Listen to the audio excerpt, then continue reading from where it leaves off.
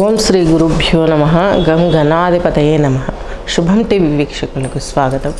ఈరోజు మనము గురు గోచారము మనకు 2019 డిసెంబర్ 25, 26 వచ్చినటువంటి అమావాస్య రోజు షష్టగ్రహ సహిత సూర్యగ్రహణం ఏర్పడింది.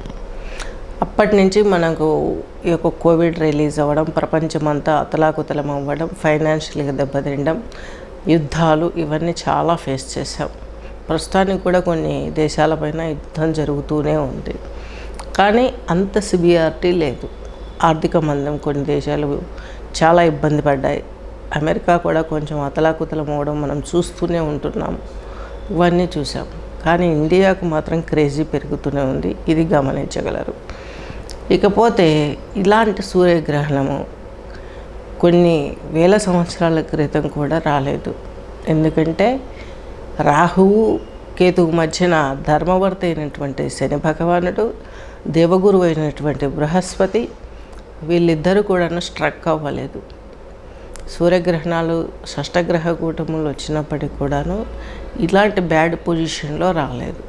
అది నీచ వైపు పయనిస్తున్నటువంటి గురువు కావటం. మనకి ఎప్పుడు ఏర్పడ్డది? ధనుస్సులో గురువు ఉండగా గ్రహణం ఏర్పడ్డది. మకరం ఆయనకు నీచ. అటువైపు పయనిస్తున్నప్పుడు వచ్చే గ్రహణం చాలా నెగిటివ్ ఇంపాక్ట్ తోటి మనకు ప్రబలంగా మారింది. ఇప్పుడు ఆయన మనకు వృషభ సంచారం చేస్తున్నారు. మే 1 ఆయన కర్కాటకం ఉచ్చ ఇటు పయనిస్తున్నాడు. ఇప్పుడు శుభాలు చేయాలి. 7 సంవత్సరాలు విపరీతమైనటువంటి శుభాలు ఇస్తాడు ప్రతి రాశి వారికి కూడా. శుభప్రదంగా గ్రహాలన్నీ బయటకు వచ్చాయి. ధర్మవర్తి దేవగురువు ఆయన కూడా రాహుతో పోరాడుతూనే ఉన్నారు. శతభిషం నక్షత్రంలో ఉన్నారు. ఉత్తరాభాద్ర నక్షత్రంలో రాహు ఉన్నారు. ఇద్దరికి నక్షత్ర పరివర్తన వచ్చేసింది. ఒకరి నక్షత్రంలో ఉన్నారు. మిత్రులైనప్పటికీ కూడా కొంత కామ్ డౌన్ అయ్యే పరిస్థితి. ప్రపంచం బాగుపడుతుంది, విశ్వం బాగుపడుతుంది అనే సిద్ధాంతాన్ని గమనించాలి. బ్రహ్మంగారి కాలజ్ఞానంలో చెప్పినట్టుగాను మనకి ఈ యొక్క ప్రపంచం మొత్తం అతలాకుతలం అవ్వడం అనేది కోవిడ్ తోటి అది జరిగింది.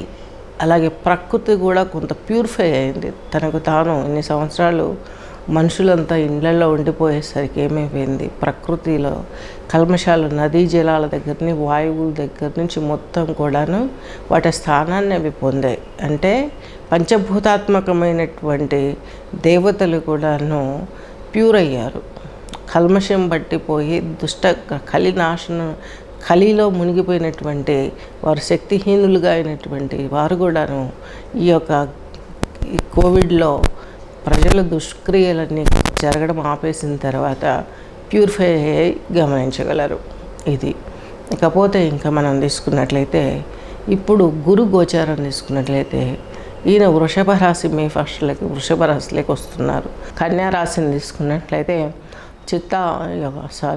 ఉత్తర 3 పాదాలు, హస్త 4 పాదాలు, చిత్త 2 పాదాలు కలిపి మనకు ఈ యొక్క కన్యారాశి కన్యాలగ్నం కిందకి వస్తుంది. కన్యారాశి కన్యాలగ్నం వారికి తీసుకున్నట్లయితే విశేషించి మీకు ఈయన చతుర్థాధిపతి, సప్తమాధిపతి బృహస్పతి.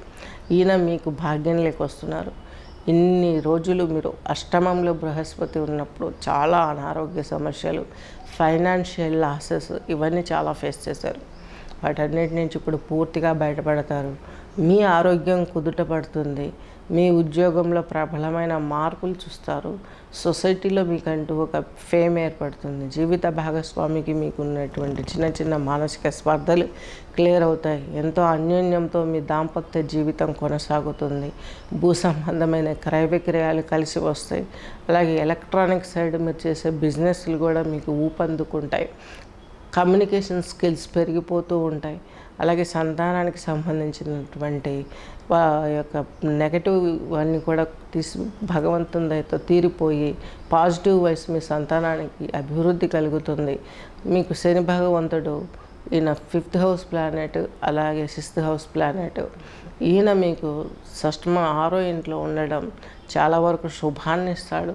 కాకపోతే కారకో భావనాశయ, ఏ భావాధిపతి అందులో ఉంటే కొంచెం ఇబ్బంది అవుతుంది.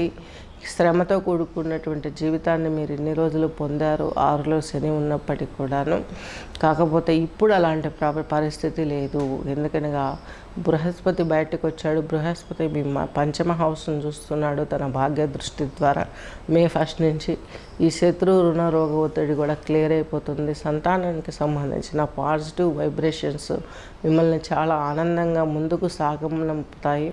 అలాగే విశేషించి మీ యొక్క రాశిని పంచమ వీక్షణ ద్వారా భాగ్యంలో ఉన్న గురువు చూస్తున్నాడు కాబట్టి తీర్థయాత్ర వైభవము, అలాగే పరదేశాలకు వెళ్ళి మీరు అక్కడి నుంచి మంచి నాలెడ్జ్ గెయిన్ చేసుకొని ఇక్కడ బిజినెస్ చేసుకోవటము, ఇవన్నీ చాలా బాగా కలిసి వస్తాయి. భూ సంబంధమైన క్రయ విక్రయాలు, రియల్ ఎస్టేట్ సంఘంలో మీకు కీర్తిని ధనాన్ని తెచ్చిపెడతాయి.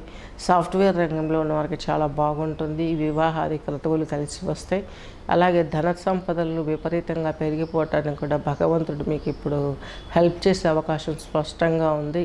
మీ ఉద్యోగం, వ్యాపారం, ఆరోగ్యం అన్ని స్థిర వృద్ధి వైపు మోటివేట్ అవుతుంటాయి కాబట్టి రోజుకింత ఆనందంతో మీ జీవితం ముందుకు సాగుతుంది. గమనించగలరు.